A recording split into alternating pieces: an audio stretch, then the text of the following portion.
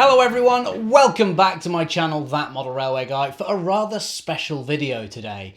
As some of you may know, I'm a big fan of the 16-inch Hunslet locomotives. They were the first steam locomotives I ever saw, and I grew up volunteering at the Empsey and Bolton Abbey Steam Railway, where they were often in use.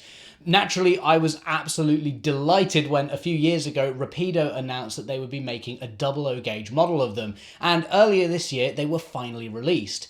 Now, my favourite of all the Hunslets was Primrose No2. It was the first steam engine I ever saw in real life, the first one I ever had a ride behind, the first one I actually remember being a distinct engine. And so, yeah, of course I had to get the Rapido model of Primrose. Except they did her in the black livery, where I personally remember her in the lined maroon livery that she carried in the 90s, as you can see here. Now, Rapido have announced a preserved version for their second run of these models, although I think this is more how it looked in the 70s and the 80s, but they have done Beatrice in the maroon livery, which also has the correct stovepipe chimney. So, I thought I'd do a little customization work and see if I can transform my model of Beatrice into Primrose and recreate the loco that I remember from my childhood. At the same time, I'm also going to fit this for DCC Sound and put a stay alive in the loco too. So hopefully at the end of this video, I'll have a really unique and great running model for my layout. So let's go. Here is the Hunslet Beatrice model as it comes from Rapido, and the first thing you'll notice is that this has wasp stripes on the buffer beam. I'll need to paint those red, but before I do that, I have a cunning plan to rename this model. Normally I'd have to remove the printed nameplate somehow from the side of the saddle tank, but I've actually got these nameplates that light railway stores have made in brass for the Rapido Hunslet. These are the Primrose nameplates, which you can see I'm painting red, and I can simply use these to cover over the printed Beatrice nameplates. And with these I just give the whole thing a coat of red, and then when the paint is dry you can just remove it from the raised letters by rubbing it lightly on some fine sandpaper, and that'll expose the brass underneath. So while the paint on the nameplate's dry, it's time to remove the top of the saddle tank so that I can access the decoder. With the Rapido model, this just unclips to reveal a nice chunky weight and the PCB underneath. And inside you can see I've already got a standard Next 18 decoder, which I can remove now, and I'll probably put this to use in another loco. I'll also remove the tension lock couplings from both ends as well, and that'll make painting the buffer beams a lot easier. As for painting these, I'll start at the rear of the model first, and I'm just adding a thin coat of red acrylic. As you can see, I'm using a rather fine brush so that I can really control where the paint goes, especially around the coupling hook. Like I said, I'm using very thin layers of paint too so that I don't flood the area and end up painting over the rivet detailing on the beam. In hindsight, it probably would have been best to paint the whole area black first to remove any trace of the yellow in the wasp stripes. As you can see, these do shine through a bit. As I build up the paint slowly though, you can see they become less noticeable. I'll then repeat this process on the front of the buffer beam too, again being careful not to spill over onto the footplate. I have to admit, this is probably the most nerve-wracking part of the process for me. I'm not really used to repainting my models, but I'm sure those of you out there who do this on a regular basis, or those of you who weather your models, are all rolling your eyes at me right now. And I need to make sure I don't forget the shanks for the buffers too.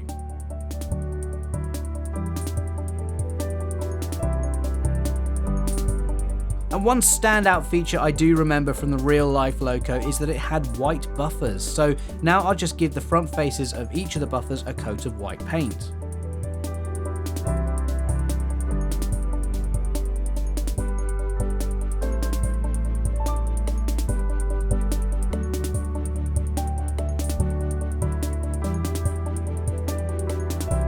And then to create the grease on the buffers, I'll just apply a little bit of black using a cotton bud. It does take a couple of tries to get a nice solid splodge, but it definitely looks just like I remember from the real loco.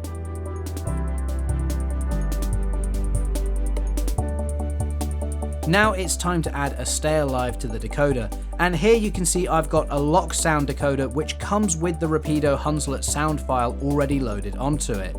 Sadly, the model itself doesn't have any solder pads for a stay alive, so in this instance I'll have to solder directly to the decoder.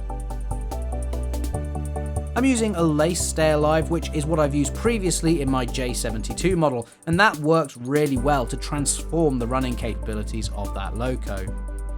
The stay alive is just a little bit too big for the space behind the decoder though, so the first thing I'll do is remove the black plastic insulation around the capacitors.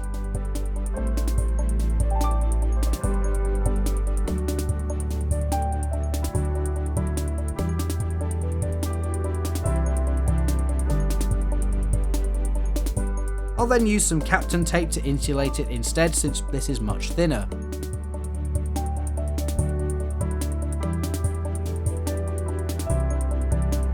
And then I'll check the length I need the wires to be so that there's no excess filling up the space.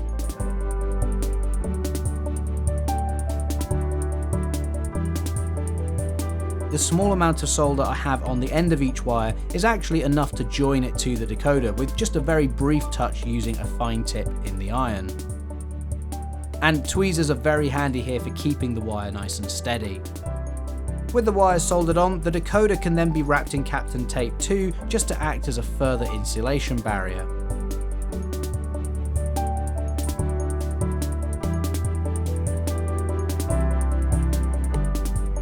It then just clips into the next 18 socket, and the stay alive fits in just behind it.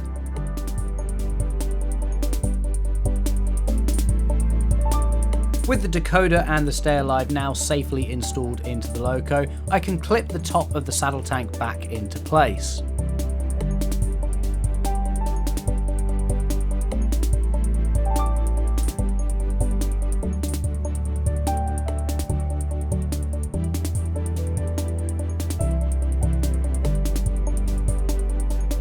As you can see, the paint on the etched nameplates is now dry. To finish these off, I'll put them face down on some sandpaper and lightly rub them back and forth for a few seconds. This will remove the paint from the raised lettering, giving the nameplate a really nice finish, as you can see here. And to attach the nameplates, I'm just using some tacky wax.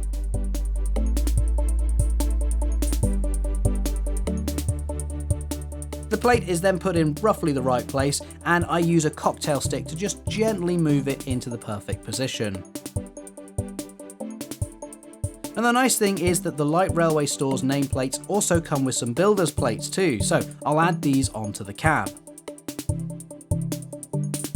With that, the upgrade is pretty much complete, so I can now put the tension lock couplings back into their sockets. And with that done, let's see what the finished loco looks like on the layout, and also check out the sound decoder. So here is Primrose down on the layout, and let's start off by switching on the sound decoder and running through some of the functions.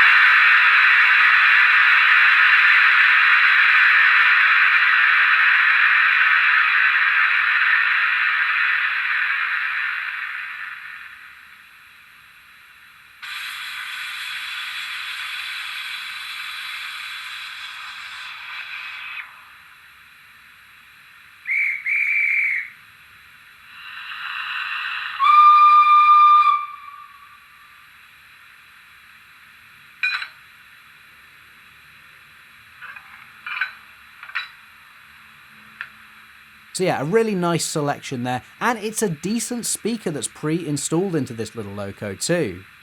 I'll run it out of the sidings now so we can hear what it sounds like in motion.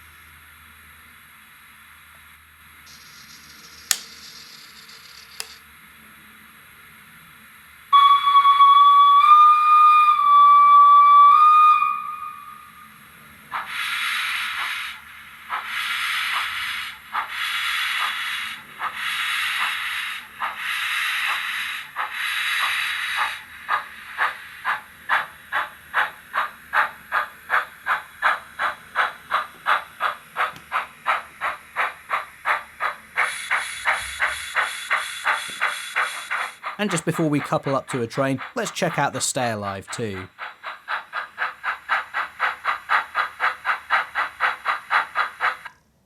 Yeah, that's a really decent amount of extra power there, and to be honest, I'm not entirely sure this was fully charged either.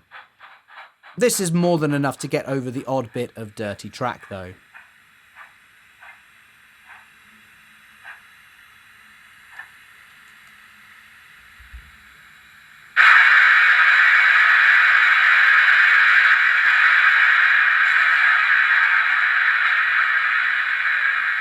So let's send Primrose off with a train and see what she's like around the layout.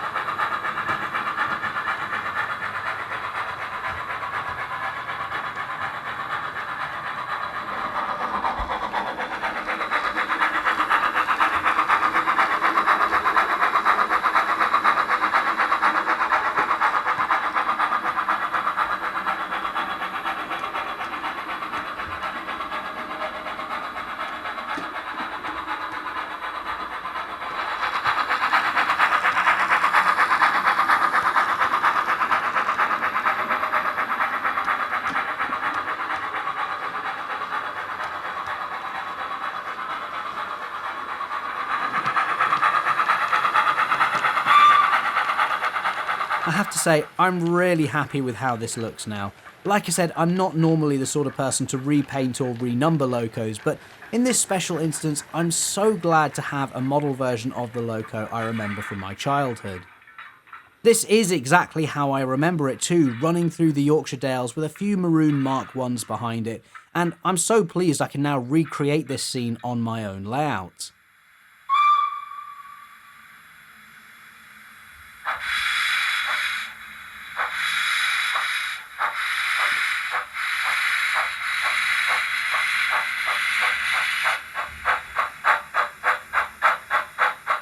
Of course, there is a few things I've missed off. The headlight in front of the chimney, for example, is something I didn't try to recreate. Also, the yellow numbering on the side of the cab is still showing Beatrice's number rather than Primrose's. To be honest, I wasn't sure how I felt about removing the printing here, and besides, I couldn't find any transfers to replace it anyway.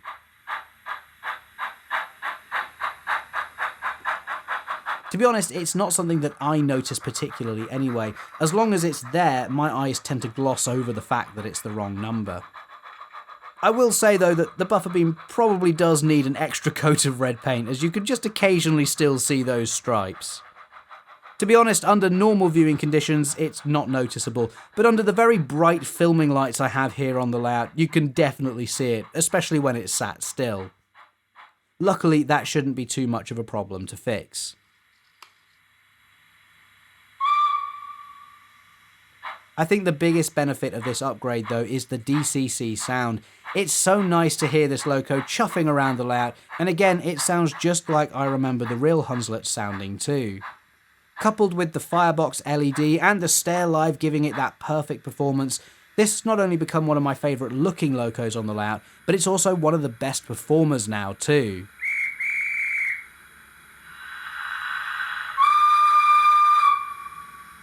So that's it for today's video. Thank you so much for taking a little bit of a trip down memory lane with me, and let me know if you enjoyed this type of video, because I've got a few other locos that I'd also like to add DCC sound to.